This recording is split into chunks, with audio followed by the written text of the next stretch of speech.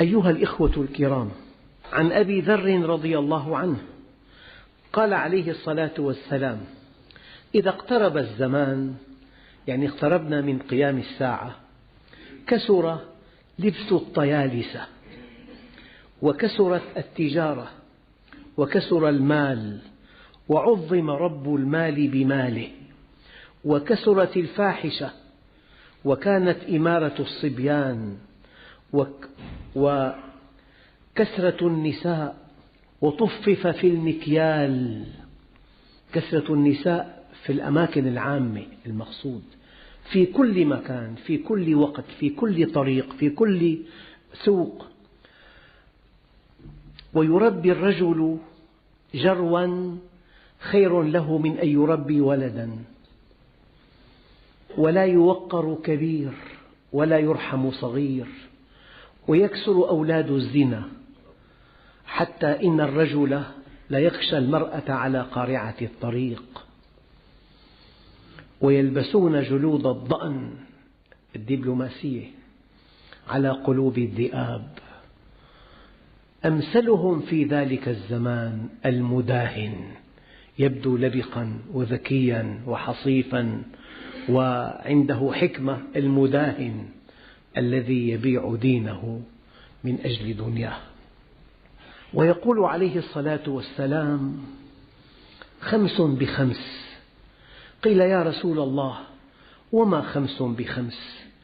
قال: ما نقض قوم العهد، عهدهم مع الله، إلا سلط الله عليهم عدوهم، وما حكموا بغير ما أنزل الله إلا فشى الفقر فيهم،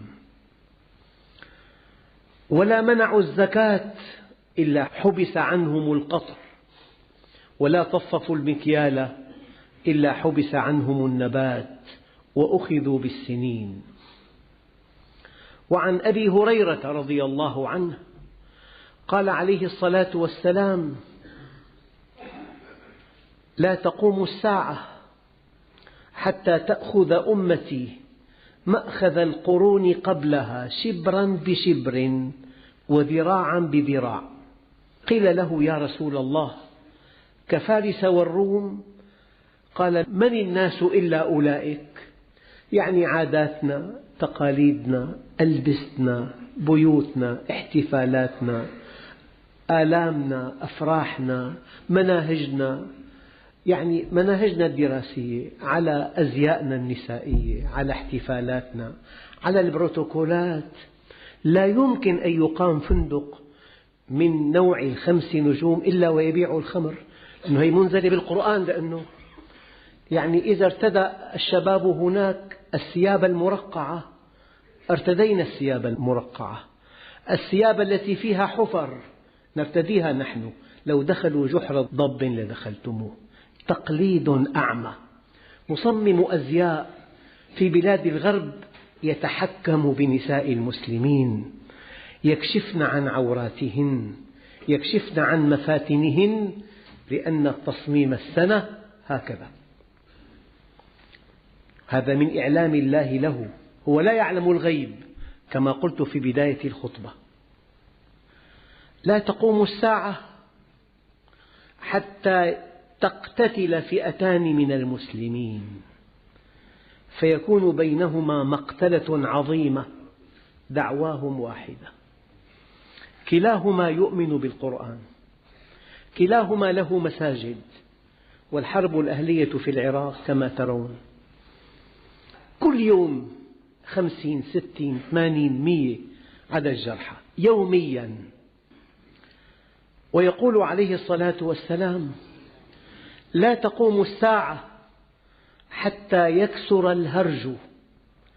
قالوا: وما الهرج يا رسول الله؟ قال: القتل موت كعقاص الغنم، لا يدري القاتل لما يقتل، ولا المقتول فيما قتل. يوم يذوب قلب المؤمن في جوفه مما يرى ولا يستطيع أن يغير. إن تكلم قتلوه، وإن سكت استباحوه. وبالمناسبة في الحديث القدسي الصحيح عبادة في الهرج كهجرة إلي. لك أجر الصحابة الذين هاجروا، أن تعبد الله في زمن الفتن، في زمن أن يكذب الصادق وأن يصدق الكذوب، أن يؤتمن الخائن، أن يخون الأمين، في زمن الأمر بالمنكر والنهي عن المعروف، في زمن أن يصبح المعروف منكرا والمنكر معروفا، في زمن النساء الكاسيات العاريات المائلات المميلات الملعونات. في هذا الزمن عبادة في الهرج كهجرة إلي. وقال عليه الصلاة والسلام: لا تقوم الساعة حتى تطلع الشمس من مغربها. لهذا الحديث معان كثيرة، من بعض المعاني، وهذا التوجه في هذا المعنى لا يلغي المعنى التقليدي للحديث. يعني حينما يكون العلم من الغرب والقيم من الغرب والإتيكيت من الغرب والرقي من الغرب والدبلوماسية من الغرب ونموذج الفنادق من الغرب، حينما يكون الغرب طاغيا على كل شيء، حينما يصبح نموذج الحياة الغربية مطبقا في العالم كله، أغلق باب التوبة، لأن الذي يقلدهم يرى أن هذا هو الصواب. لماذا يتوب؟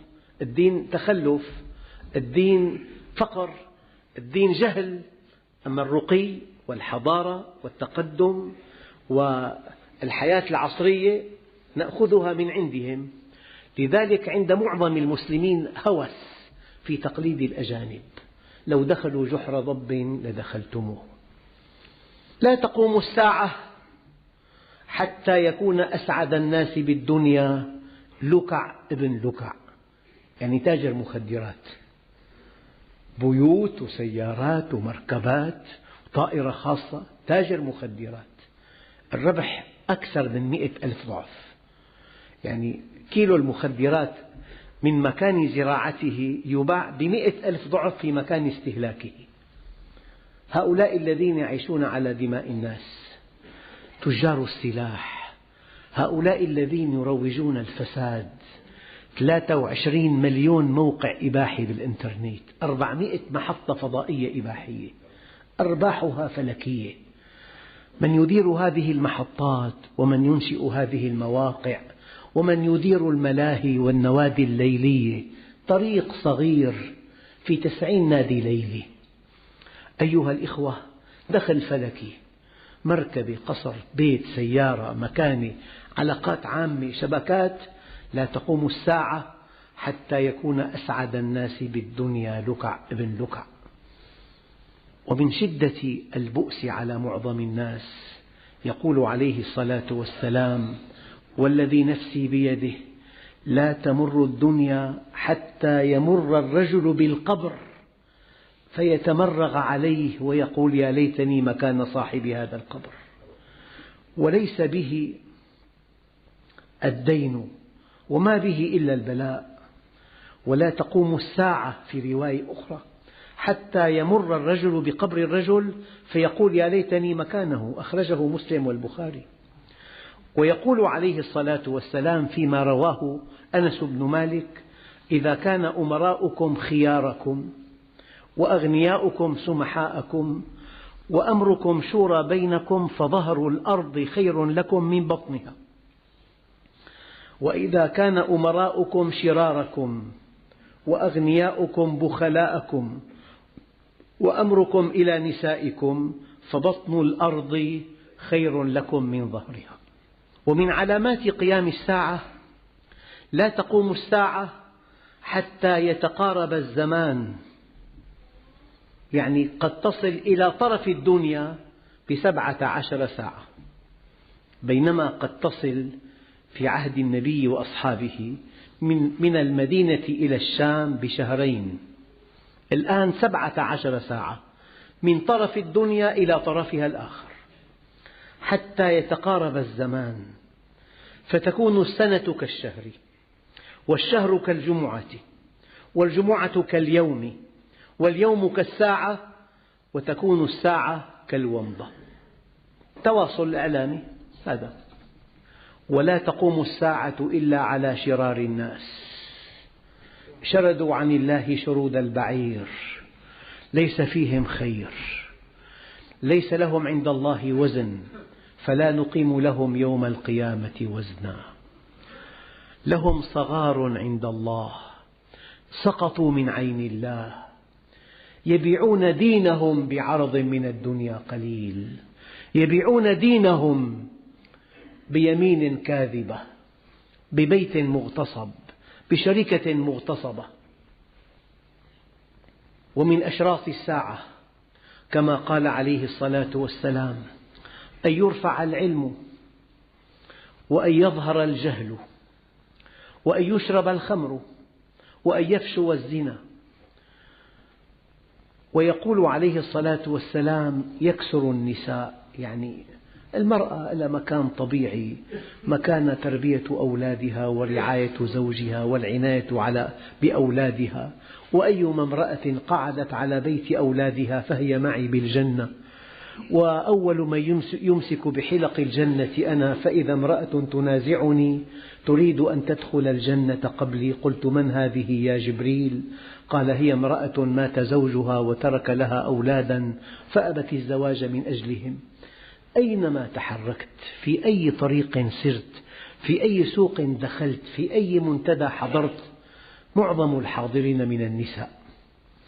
طبعا إذا في وعي شيء جيد، إذا في نشاط مشروع أجود، إذا في عمل خيري أجود وأجود. أما إذا كان المكان مكان معصية ومكان فجور ومكان خلاعة ورأيت النساء أكثر من الرجال، هنا الطامة الكبرى. ولا تقوم الساعة حتى يتباهى الناس في المساجد، ينصب المديح على الأشخاص، يغمر الشخص بمديح لا يوصف ولا يعقل ولا يفهم، يمدح بعضنا بعضا بألقاب رنانة. ولا تقوم الساعة حتى تمتلئ الأرض ظلما وعدوانا. ألا ترون ما يجري بفلسطين وفي العراق وفي أفغانستان وفي لبنان أثناء الحرب؟ تمتلئ الأرض ظلما وعدوانا حتى يأتي أخي عيسى فيملأها قسطا وعدلا. يوشك أن لا تقوم الساعة حتى يقبض العلم وتظهر الفتن ويكثر الكذب ويتقارب الزمان وتتقارب الأسواق. النشاط الأول هو التسوق الأول. ودخلت امرأة إلى سوق كبيرة فقالت يا إلهي ما أكثر الحاجات التي لا يحتاجها الإنسان، ما أكثرها. لا تقوم الساعة حتى يظهر الفحش والبخل ويخون الأمين ويؤتمن الخائن. ولا تقوم الساعة حتى تكون السجدة الواحدة خيرا من الدنيا وما فيها. مر النبي الكريم بقبر فقال صاحب هذا القبر إلى ركعتين مما تحقرون من تنفلكم خير له من كل دنياكم. سهرات فارغة، حديث، غيبة، نميمة، متابعة مسلسلات، النظر إلى العورات، التباهي، الفخر.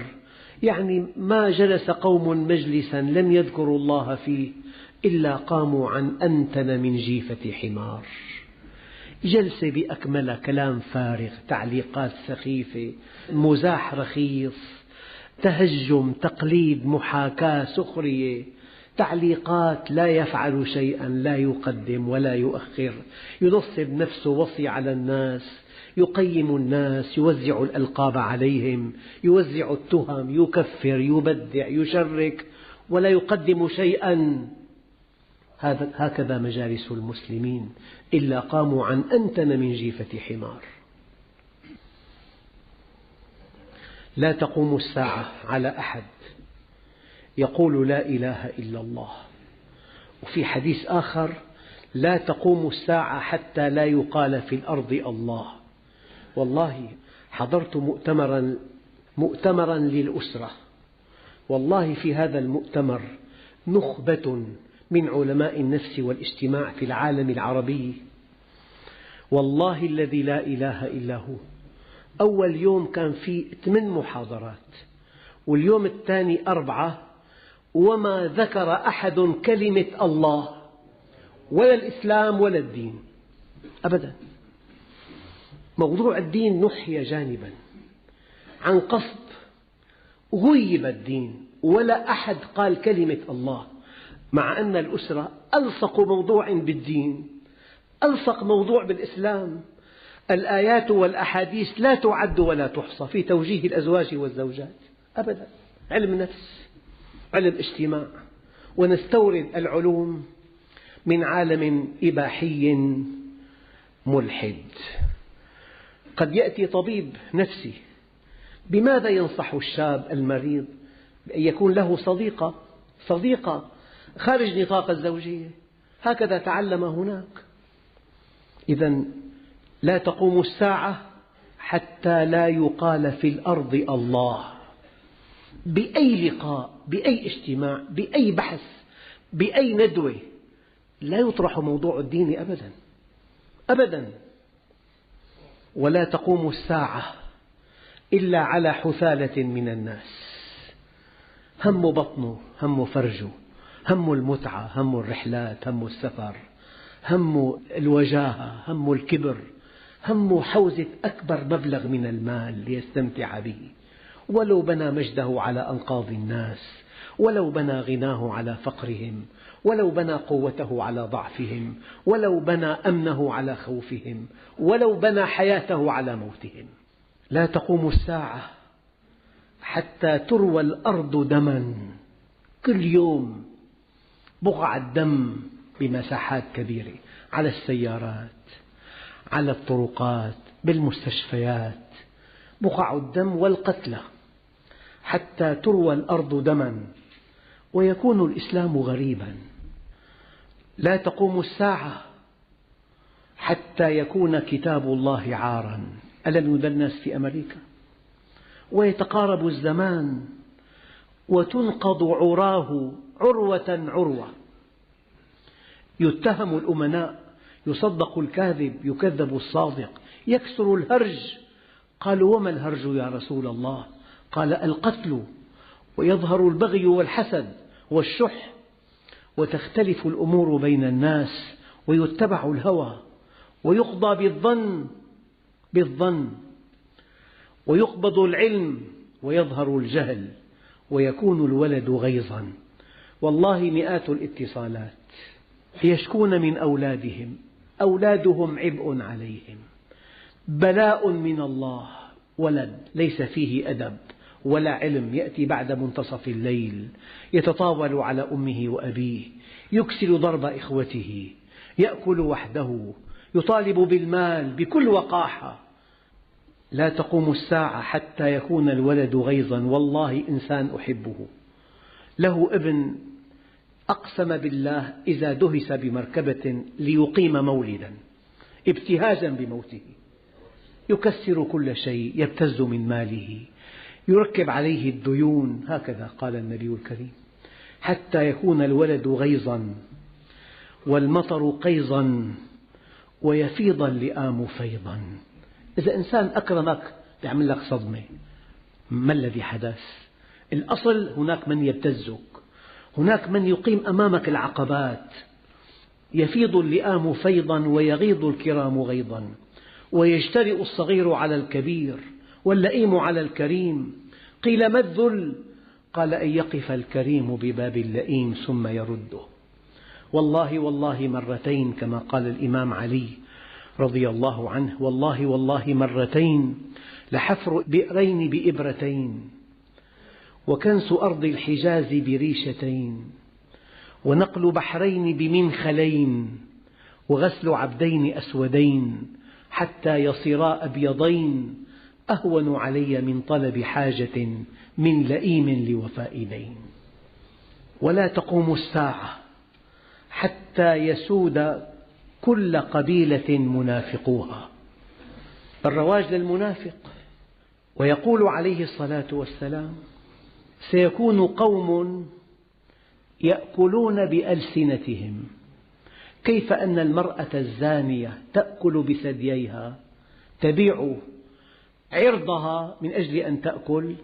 هناك عهر فكري. سيكون قوم يأكلون بألسنتهم بالنفاق، يتحدث بما لا يؤمن من أجل أن يسترضي غنيا أو قويا، رزقه النفاق. يكون في آخر الزمان رجال يختلون الدنيا بالدين، فتاوى لا تعد ولا تحصى، كلها تخالف أصل الشريعة تملقا للناس وللأقوياء. يختلون الدنيا بالدين، يقول لك عمل خيري، حفلة راقصة يرصد ريعها للأيتام، دخل الحفلة الراقصة مع الأيتام. يا نصيب خيري، هذا يا نصيب هدفه إسعاف الفقراء. يختلون الدنيا بالدين. يلبسون للناس جلود الضأن من اللين، ألسنتهم أحلى من العسل، قلوبهم قلوب الذئاب. يقول الله تعالى: أبي يغترون أم علي يجترئون فبي حلفت لأبعثن على أولئك منهم فتنة تدع الحليم حيران. ويقول عليه الصلاة والسلام: يخرج في آخر الزمان قوم أحداث الأسنان سفهاء الأحلام، يقرؤون القرآن لا يجاوز تراقيهم، يقولون من خير قول البرية، يمرقون من الدين كما يمرق السهم من الرمية. ويقول عليه الصلاة والسلام: يخرج في هذه الأمة في آخر الزمان رجال معهم أسياط كأنها أذناب البقر، يغدون في سخط الله ويروحون في غضبه. ويقول عليه الصلاة والسلام: سيجيء في آخر الزمان أقوام تكون وجوههم وجوه الآدميين وقلوبهم قلوب الشياطين، أمثال الذئاب الضواري ليس في قلوبهم شيء من الرحمة، سفاكين للدماء لا يرعون عن قبيح، إن تابعتهم خانوك، وإن غبت عنهم اغتابوك، وإن حدثوك كذبوك، وإن ائتمنتهم خانوك. صبيهم عارم وشابهم شاطر، شيخهم لا يأمر بالمعروف ولا ينهى عن المنكر، الاعتزاز بهم ذل وطلب ما في أيديهم فقر، الحليم فيهم غاو والآمر فيهم بالمعروف متهم، المؤمن فيهم مستضعف والفاسق فيهم مشرف، السنة فيهم بدعة والبدعة فيهم سنة، عندئذ يسلط الله عليهم شرارهم ويدعو خيارهم فلا يستجاب لهم. أيها الإخوة الكرام، سأل أحد أصحاب النبي الكريم عن الساعة، فقال: يا رسول الله، متى الساعة؟ قال: ما المسؤول عنها بأعلم من السائل، ولكن سأحدثك عن أشراطها. إذا ولدت الأمة ربتها، يعني أم صالحة مؤمنة مصلية صائمة ترعى أولادها، تعرف ربها، تخاف من الله، تستر نفسها، تحفظ نفسها، تحفظ مال زوجها. تأتيها بنت تدخل تتثقف، هذه البنت بتقول لك: أمي دقة قديمة، أمي ما بتفهم، جاهلة. بيتفنن الشاب والشابة بالإساءة لآبائهم وأمهاتهم. أن تلد الأمة ربتها، فذلك من أشراطها.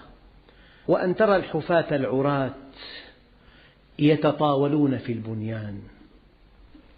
أيها الإخوة الكرام، الأحاديث عن الساعة كثيرة جدا، اخترت لكم أصحها ما في البخاري ومسلم وفي كتب الصحاح، واخترت لكم أبرزها وأوضحها.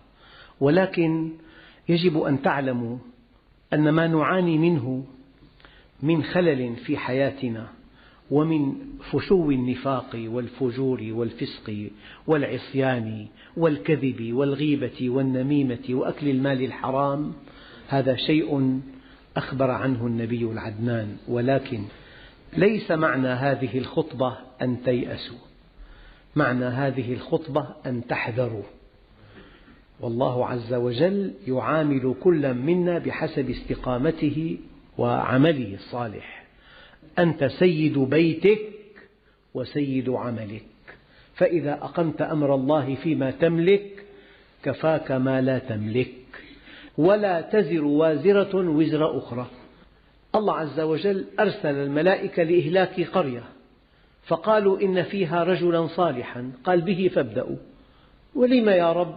قال لأنه لا يتمعر وجهه إذا رأى منكرا. أما إذا كنت مصلح وكذلك ننجي المؤمنين، لك معاملة خاصة، أبشر ولا تقلق. هذه الأحاديث كلها لا تنطبق على مؤمن. إن عبادي ليس لك عليهم سلطان، أم حسب الذين اجترحوا السيئات أن نجعلهم كالذين آمنوا وعملوا الصالحات سواء محياهم ومماتهم ساء ما يحكمون. أفمن وعدناه وعدا حسنا فهو لاقيه كمن متعناه متاع الحياة الدنيا ثم هو يوم القيامة من المحضرين. أفنجعل المسلمين كالمجرمين ما لكم كيف تحكمون. أفمن كان مؤمنا كمن كان فاسقا لا يستوون. مستحيل وألف ألف مستحيل أن يعامل الشاب المؤمن المستقيم الذي أقام الإسلام في نفسه وفي بيته وفي عمله، مستحيل وألف ألف مستحيل أن يعامل كعامة الناس. أنا لا أدعوكم إلى أن تيأسوا، لكن أحذر أن هذا الفساد العريض الذي ترونه، أن هذا الذي ترونه في المجتمعات الإسلامية من توجه نحو الغناء والرقص والفجور والملهيات، هذا فيه الطامة الكبرى، فلا بد من أن تسعنا السنة ولا تستهون البدعة. أقول قولي هذا وأستغفر الله العظيم لي ولكم فاستغفروه يغفر لكم، فيا فوز المستغفرين.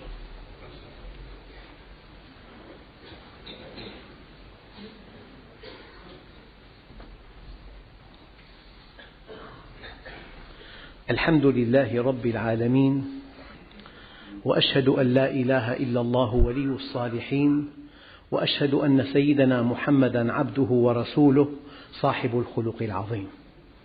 أولا بشارة،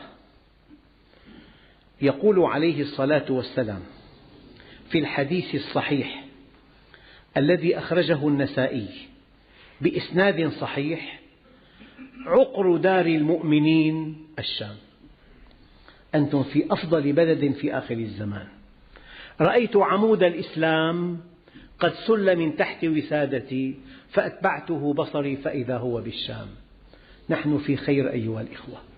المساجد ممتلئة، البيوت معظمها منضبط، فتياتنا محجبات، لكن الذي ينبغي أن تعلموه أن الخط الأبيض الذي يمثل الحق وأن الخط الأسود الذي يمثل الباطل، هذان الخطان بدأا يتسعان على حساب الخطوط الرمادية بينهما، فالنهاية في حق واضح كالشمس، في باطل واضح كالشمس، في إيمان في كفر، في إحسان في إساءة، في عدل في ظلم.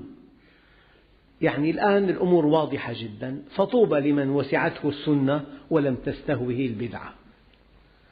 التوجيه النبوي: إذا رأيت شحا مطاعا، المادية المقيتة، وهوى متبعا، الجنس، وإعجاب كل ذي رأي برأيه، هذا وضع استثنائي، فالزم بيتك وأمسك لسانك وخذ ما تعرف ودع ما تنكر، وعليك بخاصة نفسك من تثق به من إخوانك، من زملائك، من جيرانك، من إخوان المسجد. هي خاصة نفسك، عليك بخاصة نفسك ودع عنك أمر العامة. وفي الحديث الصحيح يقول عليه الصلاة والسلام: لا تزال من أمتي أمة قائمة بأمر الله لا يضرهم من خذلهم ولا من خالفهم حتى يأتي أمر الله وهم على ذلك. يقول ابن يخامر: سمعت معاذا يقول: هم أهل الشام. لا تزال من أمتي أمة قائمة بأمر الله لا يضرهم من خذلهم ولا من خالفهم حتى يأتي أمر الله وهم على ذلك. قال ابن يخامر: سمعت معاذا يقول: هم أهل الشام أو بالشام. ويقول عليه الصلاة والسلام: من يرد الله به خيرا يفقهه في الدين ولا تزال عصابة. كلمة عصابة في المعنى الأصلي جماعة الخير، لكن لها معاني مستحدثة. إن تهلك أيتها العصابة، الصحب الكرام.